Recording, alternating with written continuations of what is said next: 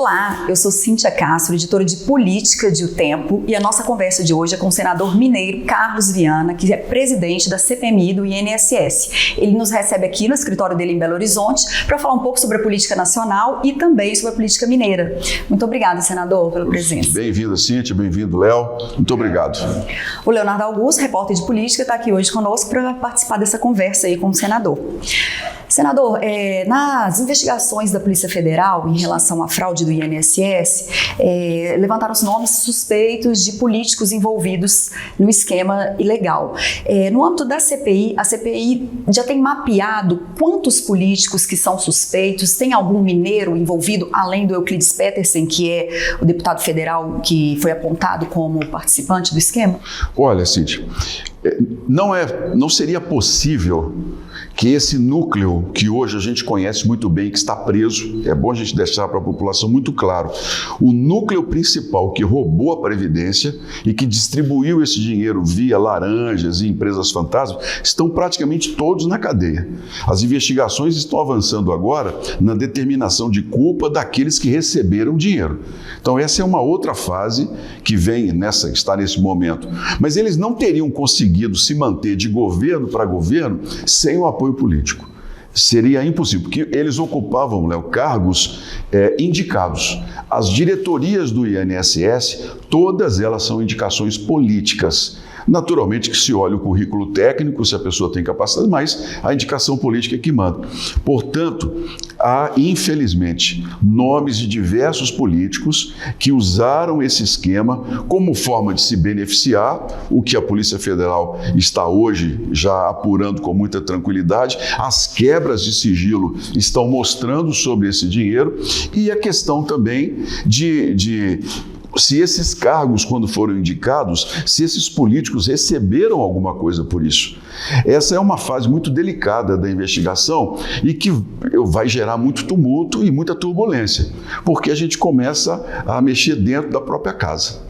Aí quando você começa a mexer dentro do próprio Congresso, infelizmente começam as pressões maiores e a gente tem conseguido avançar. O próprio governo, por exemplo, tem blindado. A base do governo não tem deixado a gente caminhar para os núcleos que se expandiram, porque eu faço uma comparação, isso é como um câncer. Começou com um tumor e daí a pouco foi espalhando. Então você tem núcleos políticos em Aracaju, empresas, associações que foram abertas ligadas a políticos de Brasília e parentes de políticos. Você tem no Ceará as associações, você tem no Maranhão, você tem no Pará.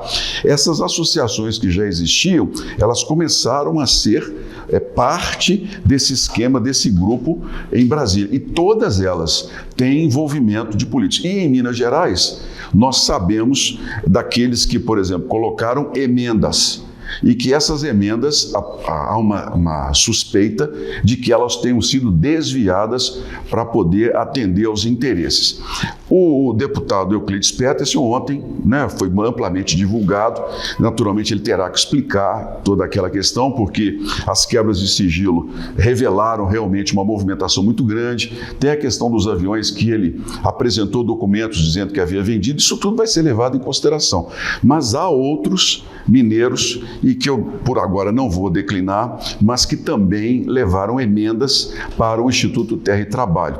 Eles serão chamados pelo Supremo Tribunal Federal e, naturalmente, se a gente perceber qualquer incoerência nos próprios depoimentos, hoje a gente está acompanhando muito de perto com o André Mendonça, serão encaminhados aos conselhos de ética da Câmara ou do Senado. Esses mineiros são deputados federais? Deputados federais. O senhor tem algum número aproximado que o senhor poderia dizer de mineiros e, no geral, de políticos suspeitos? Os mineiros são hoje 3 deputados federais que estão ligados. Além do Euclides Petersen? Não, com o Euclides Petersen. Tem mais 2 deputados federais que já foram identificados como emendas que foram dadas para esse Instituto Terra e Trabalho, que é parte da chamada Conafer. Não é? Esse dinheiro, ao que tudo indica, teria sido desviado com programas que não aconteceram, de inseminação, de uma série de questões.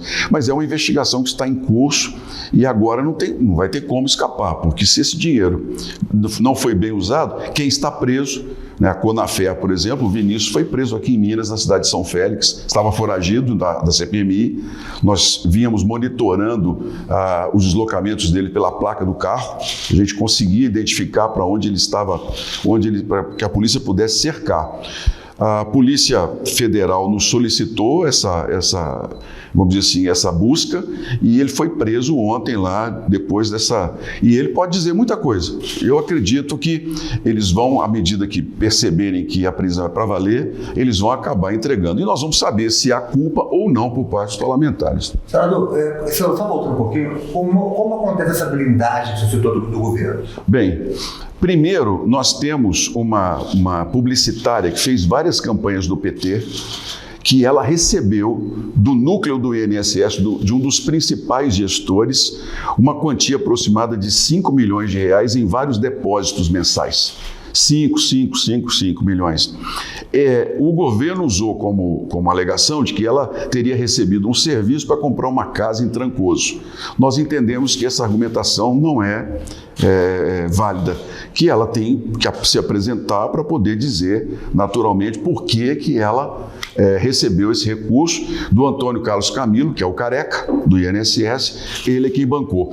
Careca, ele conseguia corromper, foi ele quem corrompeu, efetivamente se tornou sócio dos servidores do INSS, dos 4 que são os principais que estão presos. Esses 4 faziam o trabalho interno da Previdência e o Antônio Carlos Camilo fazia o contato e executava os planos para as associações. Ele criou dezenas de empresas fantasmas, colocou pessoas nessas empresas, o INSS depositava o dinheiro, esse dinheiro ia para as contas das empresas e era sacado nos bancos. Então, por exemplo, o sindicato do irmão do presidente Lula, que eu não vou dizer se tem culpa ou não, isso é uma questão, mas que o irmão do presidente Lula é o vice-presidente do sindicato, não há como negar. Esse sindicato sacou 6 milhões e meio de reais na boca do caixa. Olha, é preciso explicar. Esse sindicato tem 2 contas em paraísos fiscais. Eles têm que explicar. Por que um sindicato tem conta em paraíso fiscal? A questão, por exemplo, da Associação de Pescadores, que está lá, ou a própria Conafer, né, também tem 3, 4 contas no exterior para onde o dinheiro foi drenado. Mas essas explicações têm que ser. Então, o governo blindou o irmão do presidente, naturalmente não quis deixar, o requerimento foi colocado e eles não deixaram. Essa publicitária também tem que dar explicações, porque ela recebeu. A explicação não tem nada a ver com o INSS. Tem. Eles receberam. Então, se eles receberam, eles podem ter agido politicamente para poder facilitar, porque o Sindinap e a CONTAG, é uma entidade muito antiga, que é ligada a várias federações. Aqui em Minas é Braço Fetaeng. Vocês sabem, vocês conhecem bem essa movimentação. Pode ter alguma coisa? Eu não estou dizendo que tenha. Mas, por exemplo, eles têm que dar explicações, porque a CONTAG, ela também colocou milhares de descontos irregulares. Quando a Controladoria Geral da União, já no governo Lula, identificou os problemas, tanto a CONTAG, que é o braço do PT da esquerda, quanto o Sindinap, não tiveram os descontos suspensos. Esse, inclusive, foi o grande problema do ministro da CGU de se explicar na CPMI. Por que o senhor não suspendeu? Nós não identificamos problema. Aí, quando a gente vai ver, o parecer que manteve os descontos da CONTAG e do Sindinap foi do senhor Alessandro Stefanuto, que ontem foi preso. Ou seja, há explicações políticas que têm que ser dadas e há essa blindagem para que a gente não avance. Senador, é um esquema que parece que perpassou aí 3 governos, é isso mesmo? Começou no Temer. Como é que se sustenta os 3 governos? Olha, eu arrisco um pouquinho mais. Começou em 2006, quando o BMG conseguiu os descontos para empréstimo consignado. 96, que foi o primeiro no governo Lula, não é isso? 95 nós tivemos, é isso mesmo, 96, quando o Lula assumiu, o BMG começou a fazer descontos consignados. Ali começaram os problemas, porque os descontos eram feitos automaticamente sem autorização de muitos aposentados. Esse esquema, ele foi ficando rebuscado. Esse grupo de servidores... Mas o governo Lula, o primeiro mandato Lula foi em 2002. Então foi em 2006. Então, 2006 é que o BMG fez o primeiro acordo de desconto automático para empréstimo consignado. Então vamos lá. Eles começam a criar um sistema automático com a desculpa de que isso facilitava a vida do aposentado. Aí começaram as fraudes, telefonemas, assinaturas falsas. Isso foi combatido em um determinado momento, mas foi só sendo ampliado. Começam a surgir as associações. A CONTAG foi a primeira a começar a ter os descontos automáticos. Quando o número de reclamações cresceu, se criou uma espécie de biometria ou de autorização. Não adiantou absolutamente nada. O número de pessoas lesadas começou a aumentar de uma maneira. Aí veio no governo Temer esse núcleo, senhor André Fidelis, senhor Virgílio Procurador, senhor André Stefanuto e o José Carlos Oliveira, que foi ministro da Previdência do governo Bolsonaro. Esses 4 se revezavam nos cargos dentro da Previdência com indicações políticas. Então, por exemplo, no governo Temer tem quem indicou, no governo Bolsonaro tem quem indicou e no governo Lula tem quem indicou e eles conseguiram. Então, eles ficavam nesses cargos chaves, quase que num revezamento. O senhor Antônio Carlos Camilo, que é o careca do INSS, e o senhor Maurício Camisotti, que é um empresário muito rico de Brasília, o que eles fizeram? Eles se associaram a esses 4 e agiam politicamente para que os 4 permanecessem no cargo. Essa questão do seguro, dos descontos, então começou lá no governo Lula, passou pelo Temer, ampliou no governo Bolsonaro no final de 2022, porque no final de 2022, o senhor José Carlos Oliveira assina uma autorização de um parecer também, dado pelo Virgílio, de que associações que não representassem, não fossem sindicatos, poderiam ter o desconto. Ali foi quando chegou no governo Lula, essa organização já tinha o que precisava para poder ampliar. Em qual momento que o senhor acha que foi mais grave desses governos todos? Foi no primeiro ano ano passado, retrasado do governo Lula. Por quê? Como já estava pronta a autorização, as pessoas, eles começaram a filiar 50 mil pessoas num dia. Isso ia para a Dataprev, eles compravam as listas, essas listas, vendidas inclusive dentro do próprio INSS. Os servidores vendem as listas atualizadas, tanto que uma pessoa aposenta hoje, aí amanhã tem alguém ligando para ela, às vezes a pessoa nem sabe da aposentadoria, tem alguém ligando, oferecendo. Eles compram essas listas e eles vendem essas listas para as associações. Como eles já tinham os chamados acordos técnicos, o que eles faziam? Eles mandavam 100 mil nomes. Se 30 mil nomes passassem, tudo bem. A Dataprev, por exemplo, teve um momento que a Dataprev, o procurador falou, olha, não vou assumir porque isso aqui está irregular. As provas de confirmação, de aceitação das pessoas, essas estão muito frágeis. O senhor Alexandre Stefanuto mandou seguir à frente e o ministro da Previdência da época, que era o Lupe, que disse que não tinha nenhuma relevância com ele, sabia e isso continuou já naquele ano. Então ali poderiam ter sido tomadas as medidas suficientes para poder estancar o problema, mas não foi. Por quê? Por envolvimento tanto a meu ver, hoje da CONTAG e do Sindinap, que tiveram um apoio político para continuar descontando. Senador, o senhor fez um post ontem, se não me engano, falando o Brasil precisa saber. Eu anotei uma parte que o senhor fala assim, que quando a pressão saiu, a verdade entrou. Isso. E o senhor cita o STF, cita a PF.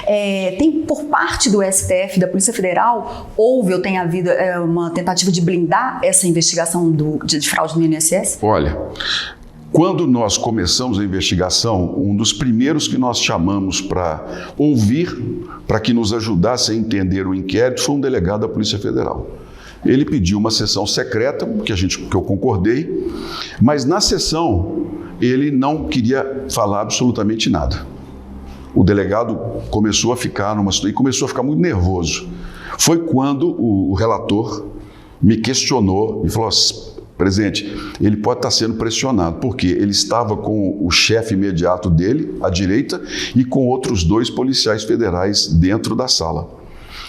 Nós questionamos a ele se ele havia recebido informações ou ordens de não falar. E um servidor público sob juramento não pode mentir.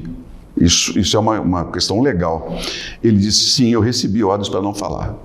Eu falei, mas o senhor recebeu ordens de quem? Do meu chefe imediato que está aqui do meu lado. Aí, nesse momento, eu determinei a saída do supervisor da Polícia Federal, também dos outros 2 que acompanhavam a sala. E quando eles saíram da sala, o delegado nos revelou todos os detalhes sobre a investigação. Era uma blindagem dentro da própria Polícia Federal. Nós entendemos dessa forma. Então, com essa experiência, o que nós fizemos? Quando o inquérito foi para a mão do ministro André Mendonça, eu conversei com o ministro sobre a necessidade de que essas informações elas circulassem apenas em meio a um grupo reservado. O ministro André Mendonça determinou, então, a criação de um grupo específico da Polícia Federal de Inteligência que se reporta a ele, não se reporta aos superiores da Polícia Federal, e também trouxe um núcleo independente da Controladoria Geral da União, que hoje responde diretamente aos inquéritos e colabora com a Polícia Federal, e a gente tem acompanhado. E dentro do Supremo, o senhor não percebe essa tentativa de blindar por parte do Supremo? Olha, esse é um assunto que a gente precisa deixar claro para a população. Eu não posso dizer que há, porque naturalmente a gente teria. Mas, por exemplo, o que me estranha, o Maurício Camisotti era um homem que estava, por exemplo, na Grécia, numa lancha particular com um cantor famoso, quando explodiu aquelas operações do BET, e nessa lancha tinha um ministro do Supremo Tribunal Federal. Quando veio a prisão, inclusive decretada, do cantor sertanejo, foi esse ministro que deu um habeas corpus. Então, a gente vê que estavam na lancha o Maurício Camisotti e a esposa. A informação é essa. Esse Maurício Camisotti ganhou um habeas corpus para não comparecer na CPMI. E a mulher ganhou outro habeas corpus do ministro Dino, também para não comparecer. Poxa, a legislação diz que quem é convocado por uma CPMI tem que comparecer. O Supremo não pode dar esse tipo de habeas corpus, mas deu. Então, essa blindagem, por exemplo, ministro Luiz Fux dá habeas corpus perfeitos, ministra Carmen Lúcia, habeas corpus perfeitos. O que é isso? A pessoa não responde o que incrimina, mas ela tem que ir responder as demais. É assim que a lei diz. Mas quando vem um habeas corpus de um ministro Flávio Dino, em que a pessoa não é nem obrigada a falar, sindicalista, por exemplo, vários sindicalistas chegaram lá em silêncio. A meu ver, o ministro Dino deveria se dizer impedido, porque ele tem ligações com os sindicatos e com os grupos. Como ministro, ele poderia dizer, eu não vou entrar. O Gilmar Mendes fez isso. Numa das votações, ele se disse impedido. Por quê? Porque ele tem relacionamentos por familiares. Corretíssimo a decisão do ministro. E a CPMI vai convocar os políticos suspeitos? Qual que é o foco agora, nesse momento da CPMI? O nosso foco agora, já que nós colocamos na cadeia o grupo principal e os operadores, porque a população precisa saber disso, porque então não vai dar em nada. Estão presos, a quadrilha que roubou a Previdência está presa. A questão agora é quem se beneficiou. Nós precisamos provar isso. Para chamar um parlamentar, eu preciso de provas, porque isso gera, naturalmente, uma discussão até da imagem da pessoa. Então, nós precisamos de provas. Há uma delação em andamento de um dos envolvidos. E um segundo também quer fazer delação. Essas delações é que vão nos basear e vão nos dar a capacidade de chamar quem for necessário para a gente não prejudicar a imagem de ninguém. No começo, havia uma pressão política muito grande da direita, da esquerda, que a CPI se tornasse um palanque político. Nesses meses, eu consegui trazer a investigação para o centro do que interessa, que é a gente identificar quem roubou. Agora, vai começar de novo o embate. Por quê? Se a gente for tentar chamar novamente o irmão do presidente, chamar a publicitária, chamar deputados, chamar assessores de senador, isso vai gerar dentro da CPMI um estresse. Eu, como presidente, vou deixar as claras.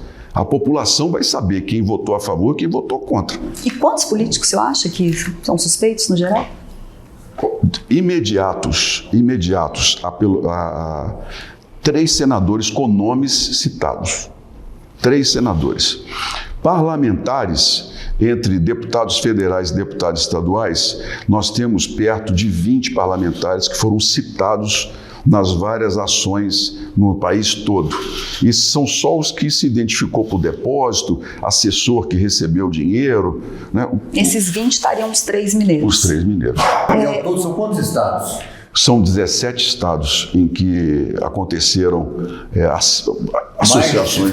Mais federal? Não, o país todo. Minas Gerais, por exemplo, está no... 17 e o Distrito Federal. E o Distrito Federal. Senador, o deputado, né, que comentamos aqui, Euclides Petersen, mineiro, foi citado, né, está sendo investigado.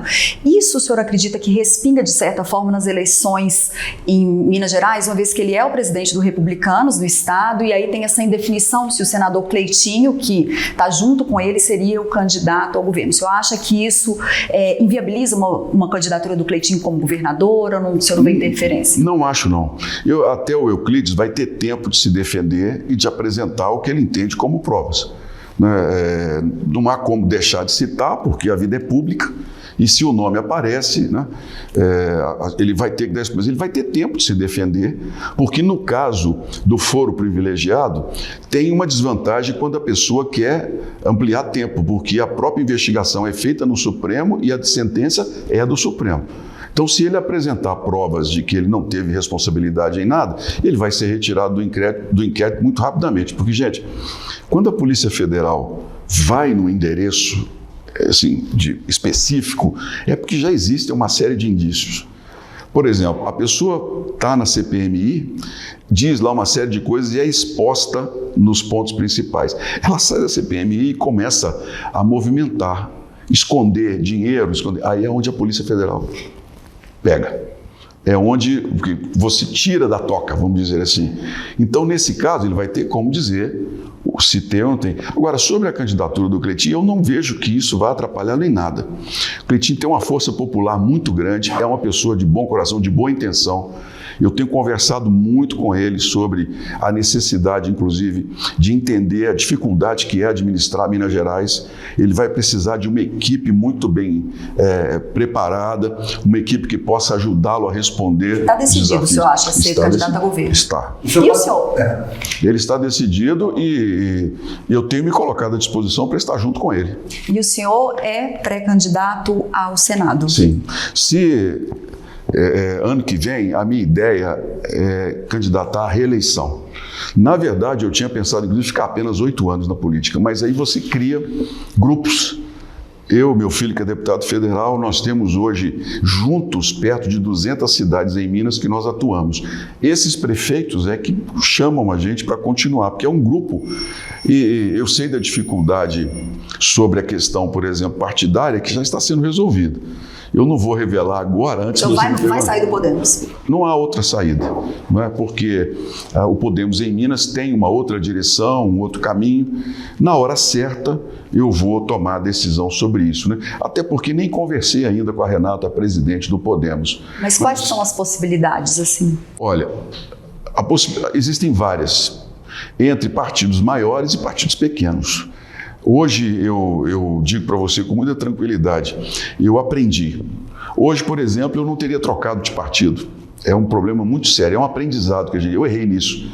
Porque a gente não adianta, você troca de partido, não muda nada. Tá certo? Qualquer partido que você vai enfrentar os mesmos problemas. Então, é melhor você escolher um lugar e tentar crescer naquele lugar. Eu digo que, sendo reeleito, a minha trajetória vai ser completamente diferente. Eu quero entrar por uma porta e ficar nela, permanecer nela e trabalhar para o crescimento desse partido em Minas Gerais. Agora, senador, o senhor, então, vai trocar de partido, mas a sua candidatura vai ser na chapa do Cleitinho. A ideia é essa. Eu tenho me colocado à disposição dele para ajudá-lo na campanha para governo em Minas Gerais. Você tem um plano B? Se não der certo o Cleitinho, ele não vai ser candidato, por exemplo? Independência. Eu fui eleito por um partido que eu tinha 7 segundos de televisão. Eu acredito que hoje, pelo trabalho que eu tenho feito, As pesquisas estão me indicando um conhecimento muito grande da população. Eu posso ir para um partido pequeno. Não há essa dificuldade hoje, né? A campanha ela é muito difícil quando você não é conhecido ou quando você tem que justificar um nome muito queimado. O que não é meu caso, graças a Deus. Como que o senhor vê a pré-candidatura do governador Romeu Zema à presidência? O senhor acha que ele é um candidato forte à presidência da República? Olha, ele é um bom nome. Eu vejo o Zema como uma boa possibilidade, porque vocês sabem, meu campo é o da direita. A direita está muito desorganizada. E quando eu faço uma crítica, por exemplo, a Bolsonaro, que é logo entendido como... Bolsonaro fez um grande governo na área da economia. Bolsonaro representa uma série de valores que eu acredito sobre a questão econômica, de liberdade, de governo liberal, Estado menor. Mas Bolsonaro errou demasiadamente na questão de agregar a direita. Hoje, por exemplo, os filhos que tentam manter o comando, esses filhos estão, infelizmente, tomando decisões que estão prejudicando o campo da direita. O senhor acha que o ex-presidente Jair Bolsonaro vai ter um peso nas eleições? Acredito. Ele, apesar de estar fora, a decisão dele é fundamental para a direita estar unida. E aí fica em aberto. Por exemplo, o principal nome, que é o governador Tarcísio, que é um excelente nome, talvez não saia do governo de São Paulo. Os outros já recuaram um pouco. Alguém da direita vai ser escolhido. O Zema pode ser, por que não? A questão é unir essa direita. Esses vários pré-candidatos não prejudica a direita? É Ronaldo Caiado, Tarcísio, Zema, Ratinho? Eu acredito que uma boa parte da direita estará unida em torno de um candidato. Qual, nós ainda não sabemos. Isso vai ser escolhido. Mas o apoio do Bolsonaro é fundamental para esse grupo chegar coeso numa disputa com o atual presidente Lula. Né? Sabe, você acha que o senhor vai fazer isso, usar esse trabalho na CPI na sua plataforma aqui de campanha? Olha, seria difícil para mim hoje usar isso como uma tentativa de reeleição, porque é exatamente o que eu sou contra. Eu tenho uma visão muito clara de que a minha função ali é o de investigador. E até que a CPMI termine, eu vou manter essa linha de investigação. Depois que a CPMI terminar, aí é uma outra história. Há a possibilidade dela ser prorrogada ou ela termina em março? Nós hoje entendemos que ela poderia ficar por mais 60 dias para a gente ter tempo de ouvir mais pessoas. Indo até maio. Porque é o seguinte, a função da CPMI, primeiro, o mérito dela, descontos irregulares, isso entra associações e bancos, que ainda não foram ouvidos e que terão que ser ouvidos. O segundo ponto é qual a legislação que nós vamos fazer para que a Previdência não seja roubada de novo. O Senado aprovou na quarta-feira a determinação de proibir todo e qualquer tipo de desconto associativo e sindical. Isso é um avanço gigantesco. Agora, quem quiser contribuir vai ter que pagar por boleto. Justíssimo, porque todos os mecanismos de controle falharam, então não adianta a gente querer dizer que vai fazer um remendo. Sou totalmente a favor, votei a favor e vai acabar. Então essa vai ser uma grande contribuição. Os aposentados vão poder dormir tranquilos, que ninguém vai ter condições de descontar para associações. Agora, empréstimo consignado também teremos de passar. Então a CPMI, ela tem que dar essa segunda resposta. Qual a legislação que nós vamos ter que fazer? E isso a gente vai precisar de mais tempo. Aí vem o problema do relatório, né, que tem que ser aprovado. Vocês vão ver só, vai ser um embate muito grande no entorno dele. Senador, a gente está caminhando para o fim. Eu queria te perguntar uma coisa que é um tema que o senhor sempre fala, que é em relação à BR-381. Tem tido um movimento de alguns prefeitos da região querendo pressionar assim, o governo federal em relação aos recursos daquele primeiro trecho, que é um trecho que requer desapropriações para que seja duplicado. Tem alguma coisa que o senhor, como senador, pretende fazer, por exemplo, para ajudar nesse, ou que possa fazer para ajudar a conseguir os recursos que precisa? Olha, nós podemos, de certa forma, não é comemorar, o que já deveria ter sido feito há muito tempo, mas hoje os mineiros podem observar que as coisas avançaram, e não avançaram de graça. As coisas não vêm de paraquedas, porque eu sou membro do orçamento do país. O dinheiro é curto. Então, se você não estiver lá para defender o seu estado, você não tem obras importantes. Então, olha, nós conseguimos resolver o gargalo da BR-040, que já começou com essa concessão foi elaborada lá no governo Bolsonaro. O PT só manteve a concessão. A 262, a mesma coisa. A 381, do mesmo jeito. Ficou tudo pronto depois de 4 tentativas. Essa tentativa foi bem sucedida. Quem já viaja na 381 depois de Caeté já observou que a estrada melhorou. Agora, se não houver pressão sobre o governo federal para que o dinheiro seja mantido nessa obra até Caeté, vai ficar difícil, porque o governo está com um problema de caixa seríssimo. As próprias emendas dos parlamentares que deveriam ter sido liberadas em março, muitas ainda não foram pagas. Nós precisamos ficar muito atentos a isso. Eu acredito que, por ser um ano eleitoral, o governo federal deu uma atenção a isso, porque Minas é o segundo colégio eleitoral. Eu espero que isso nos ajude a dar sequência. Tenho visto o esforço do prefeito, do Álvaro Damião, em resolver o problema, mas se a gente não cobrar muito em Brasília, a obra não sai. Joia. E é bom citar também o metrô, hein? Eu faço questão de citar para vocês o metrô. Quem arrumou o dinheiro do metrô fui eu como senador. O governo fez o trabalho dele de concessão, muito bem feito, parabéns, mas quem resolveu o problema do metrô da mobilidade foi o meu mandato de senador. Eu faço questão de dizer que foi uma vitória, mas com o quê? Toda semana no Ministério, lá com o ex-ministro Tarcísio, pedindo a ele que resolvesse o problema, até a coisa funcionar. Ótimo. Senador, muito obrigada, viu, pela presença do senhor. Quando quiser, o Café com Política está aí, aberto. Obrigada, Léo. E a você que nos acompanha, essa entrevista vai estar disponível no portal de O Tempo, tempo.com.br, no Jornal Impresso, nas nossas redes sociais e no canal de O Tempo no YouTube. Muito obrigada.